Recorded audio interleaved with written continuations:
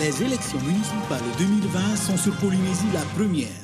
7h15 et cet invité café, c'est Marcel Touihani qui conduit la liste Te Ora Api au Papeete. Il est arrivé 4e à l'issue du premier tour du 15 mars dernier.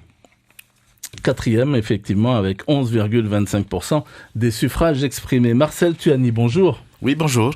Alors, 11,25%, c'est 830 voix à peu près. Vous êtes à plus de 2800 voix de Michel Buyard, le maire sortant. Clairement, Michel Touihani, vous n'y allez pas pour gagner dans cette élection. Vous y allez pour quoi ? Alors, avant tout, bonjour aux auditrices et aux auditeurs de Polynésie la Première. Merci pour cette question, mais cher Ramzi, une petite correction, je m'appelle Marcel Touihani et pas Michel Touihani. Je ne sais pas ce qui a fourché dans votre intervention, mais... J'ai lu, alors c'est écrit Marcel et j'ai pensé à Michel. Écoute, en tous les cas, c'est affectueusement une belle approche. Non, effectivement, je suis arrivé 4e. La liste Te Ora Api au Papeete est arrivée 4e et je considère que nous avons d'ores et déjà remporté une bataille. Nous sommes au 2e tour. Alors, on remet les compteurs à zéro, d'après vous ? En tous les cas, en ce qui nous concerne, c'est que des fois, nos convictions nous permettent effectivement de remettre les compteurs à zéro et de partir dans cette bataille pour le 2e tour sereinement, avec des idées clairement posées, et avec également l'objectif de traiter les vrais sujets que les Polynésiens rencontrent, en particulier à Papeete. C'est-à-dire qu'il n'y a pas de comptabilité politique, il y a simplement la volonté de résoudre les problèmes que les familles rencontrent. Alors c'est quoi ces problèmes pour vous ? Alors, l'insécurité, les problèmes sociaux, puisque la fracture sociale dans pas mal de communes, et en particulier à Papeete, s'amplifie. L'inquiétude du lendemain, malheureusement à cause de l'apparition d'un virus et les difficultés que beaucoup d'entreprises rencontrent, la peur de perdre son emploi, donc on voit que les problèmes après le premier tour se sont nettement amplifiés.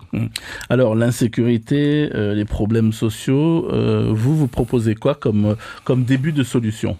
Alors, on prône tous le changement. C'est dans l'air du temps le changement.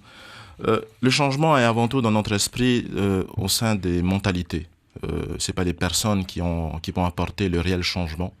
C'est véritablement se réinventer et apporter de véritables solutions. De quelle manière ? Retisser des liens avec la population, avec une proximité qu'il faudra établir et entretenir pendant toute la mandature, en établissant des structures de quartier, on parle de conseils de quartier, mais cela reste insuffisant, c'est le premier niveau d'intervention, de proximité dans les quartiers, mais l'ensemble de ces conseils de quartier regroupés dans un comité de ville qui sera le lien direct avec le conseil municipal. C'est cela pour nous l'axe principal pour rétablir du lien avec l'ensemble des Polynésiennes et des Polynésiens qui vivent dans Papeete et faire en sorte que la commune soit présente en permanence. Pas la veille des élections, comme on a souvent tendance à le critiquer, mais de manière permanente. Mais ça, c'est un discours que vous avez déjà tenu lors du premier tour. Et oui. Ça n'a pas marché. Eh ben, de toute façon, vous connaissez la Polynésie comme moi. N'ayons pas peur des mots. Nous sommes dans une forme de monstre du contrôle social dans notre pays avec des aides que nous appelons dans notre pays le pétard A. On achète des voix. Voyez, lorsque malheureusement l'incendie est apparu dans le quartier Tupuai à Mamor, on a le sentiment que les politiques découvrent les problèmes. Mais ces problèmes, les politiques les connaissent tous, toujours avant une élection importante. Mais le lendemain, les politiques les oublient. Donc, j'ose espérer que dans la répétition que la liste Te Ora Api portera, qu'à un moment donné, l'électeur prendra conscience des réalités. Alors, vous visez quel type d'électeur ? Parce que, bon, le taux d'abstention était quand même assez fort, 54,23%, soit environ 9769 personnes qui ne sont pas parties voter. Ça fait donc un énorme réservoir. Alors, c'est là que vous allez tenter de piocher ? La question est pertinente et je vous invite également à apporter un changement dans votre état d'esprit. Je ne fais pas de comptabilité électorale. Quel électeur je cible ? Je cible tous les électeurs, quels qu'ils soient. Je n'ai pas à faire une sélection. Faire une sélection, c'est rentrer dans une logique politicienne en appliquant une comptabilité électorale. C'est-à-dire, je vais chercher des voix et après, nous verrons dans 6 ans. Non. Je m'inscris véritablement et de manière transparente dans cette élection en essayant d'analyser tous les problèmes que nous rencontrons au sein de la capitale, des entreprises, des commerçants, des résidents qu'ils vivent où qu'ils se trouvent, dans les quartiers difficiles ou en hauteur, peu importe, mais également des passants ceux qui traversent la ville ou ceux qui viennent y travailler. Donc voilà Papeete. Papeete est la seule ville qui répond à ces critères et à ces problèmes, malheureusement. Alors, vous avez parlé de l'insécurité, également donc des problèmes sociaux, la volonté de créer donc des conseils de quartier dans le cadre d'un comité de ville. Ça coûterait combien tout ça? Alors, tout d'abord, la notion de coût est fondamentale. Maintenant, se réinventer, c'est permettre également de mutualiser à la fois les moyens logistiques et les moyens humains. Normalement, tout économiste pourrait qualifier que dans une logique de mutualisation, on impacte les coûts. C'est cela, la nouvelle organisation de Teurapi. C'est cela, le changement que nous souhaitons porter. Donc, la mobilisation des personnes vives des quartiers permettront justement d'utiliser les écoles publiques gérées par la commune pour tenir leurs réunions. Le coût est largement amorti dans le coût de fonctionnement de la commune. Mettre en place ensuite un comité de ville qui utilisera les moyens du conseil municipal, c'est-à-dire se réunir dans le conseil municipal avec l'accompagnement technique du personnel de la mairie. C'est cela également l'atténuation des coûts. En revanche, financer des actions bien ciblées. Beaucoup d'associations réclament l'aide publique, à la fois du territoire et de la commune. Eh bien, il y aura une contrepartie. C'est-à-dire qu'une subvention nécessitera quelque part une forme d'amortissement, un service rendu à la collectivité. Alors, voyez, la question est pertinente. Mais dans cette logique-là, nous sommes en train de maîtriser les charges de fonctionnement de la commune de Papeete.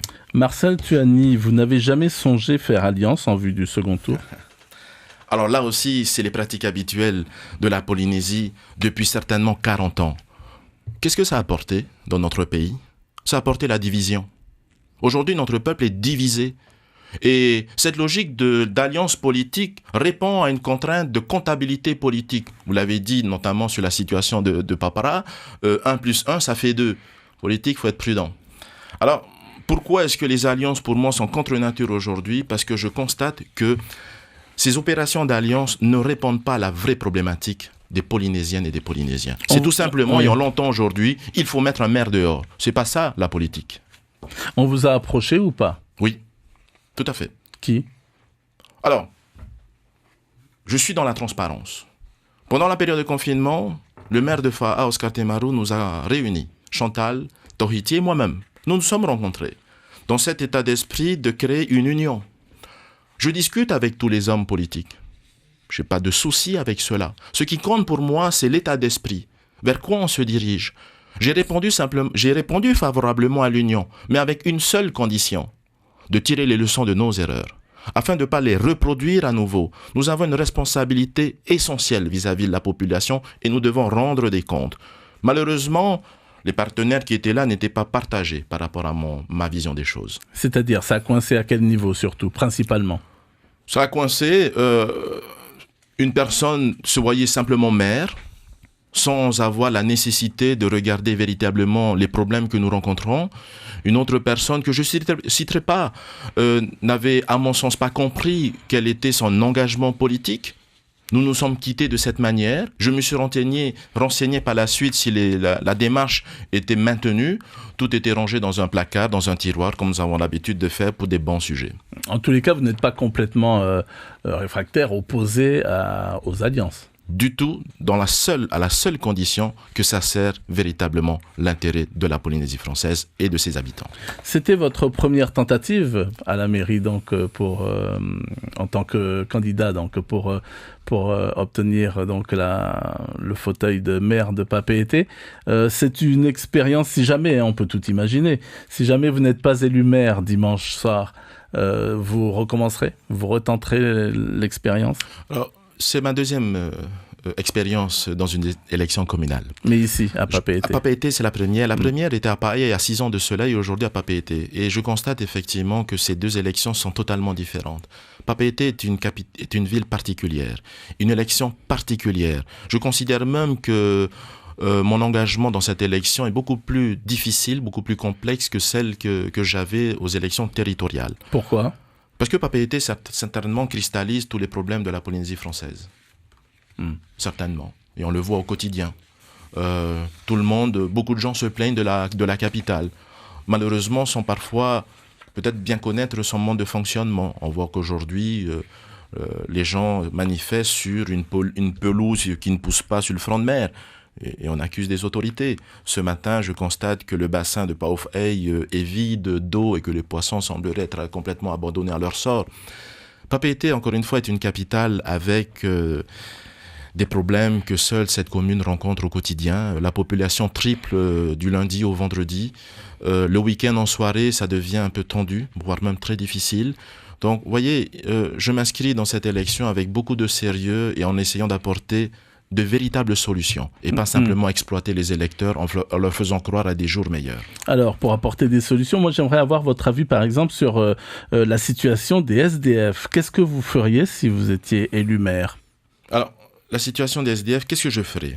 Immédiatement, je proposerai un large partenariat avec l'ensemble des communes de la Polynésie française, le pays et l'État naturellement, pour que nous puissions mutualiser nos moyens et trouver de véritables solutions. Ce qui est certain aujourd'hui, et le confinement a permis de voir l'efficacité de l'intervention, et je profite de saluer les autorités locales, le regroupement des SDF dans des lieux d'habitation, avec un accompagnement notamment alimentaire, mais également avec une démarche d'intégration sociale.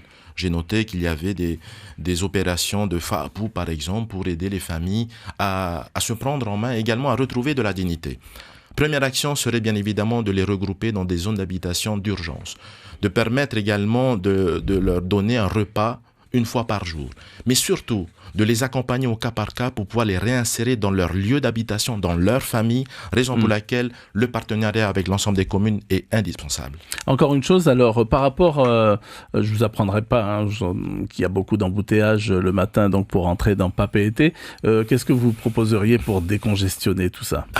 Les embouteillages. Vaste sujet intéressant, et on n'évoque pas dans cette campagne cette fameuse route de contournement. J'ai l'impression que ce qui se passe à Paea avec la route Teranui, on veut surtout pas que ça apparaisse à Papeete.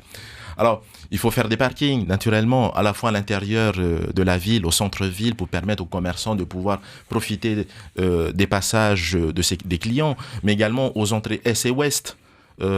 Inévitablement, il faut faire des parkings d'entrée dans la ville, faciliter également la circulation des transports en commun dans le centre-ville. On voit par exemple, et j'ai plaisir de voir ces petits vélos, les tuk-tuk que l'on appelle, circuler dans la ville. Je trouve dommage que malheureusement il faut y cohabiter avec les trottoirs et puis avec un réseau routier. Ils n'ont pas de site propre, quoi. Il faut dédier une piste cyclable pour cela également. Alors, quand on observe quand même votre récent parcours, vous avez été président de l'Assemblée de Polynésie, et puis, j'allais dire, plus rien, ou presque, vous avez disparu de la circulation, vous revenez avec un parti, cela dit, Te Ora Pino Polynetia. Comment vous vivez tout ça ? On a l'impression que vous essayez de refaire surface d'une manière ou d'une autre, mais que c'est difficile. Je crois que d'abord, ce qu'il faut noter peut-être, c'est que je n'ai pas participé à m'amuser à faire la girouette, comme certains le font malheureusement, pour basculer d'un grand parti politique à un autre parti politique. J'ai souhaité simplement prendre du recul et puis préserver mes convictions en politique et observer comment la politique de mon pays évolue. Oui, c'est un cheminement qui est difficile. On me dit souvent que les petits partis politiques ont du mal à émerger. C'est une réalité. Pourquoi est-ce que c'est une réalité ? Parce que c'est une volonté politique. N'oublions pas que la loi de 2004 avait pour vocation de sortir et d'annuler totalement les petits partis politiques. Mais je suis persévérant et je ne lâcherai pas. Marcel Tuani, vous avez 1 minute pour vous adresser directement aux électeurs de Papeete et pour tenter donc de les convaincre de voter pour vous dimanche. Alors, chers amis polynésiennes et polynésiens qui m'écoutez ce matin, tout d'abord, je tiens à avoir une pensée encourageante à toutes les personnes qui rencontrent des difficultés aujourd'hui. Avec la crise sanitaire et malheureusement la crise sociale qui suit, j'ai beaucoup de peine lorsque je vois tous les matins dans les médias les informations qui malheureusement ne nous rassurent pas et nous apportent pas le niveau de confiance dont on a besoin. Je fais appel à de la solidarité nationale polynésienne, à du patriotisme également polynésien et notamment économique pour soutenir l'ensemble de nos acteurs politiques dans les démarches qui consistent à sauver la Polynésie française. C'est cela, faire de la politique avant tout. Et pour terminer, pour une note politique, notamment en ce qui concerne les élections communales. Nous avons gagné la première bataille, nous sommes au 2e tour. Il nous reste encore un 2e combat. Faisons confiance à cette nouvelle génération et à ce changement. Le changement passe par les mentalités avant tout et non pas uniquement par les personnes.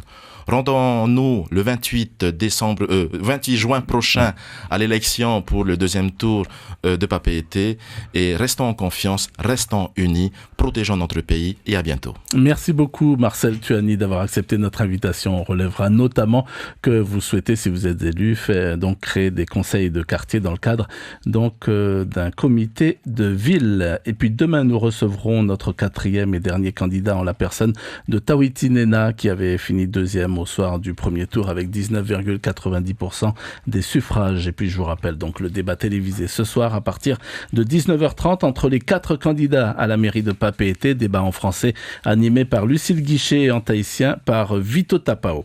Un peu plus de 50 minutes à chaque fois. Merci beaucoup. Merci. Les élections municipales 2020 sont sur Polynésie la première. La matinale sur Polynésie la première, c'est du bonheur et de l'info.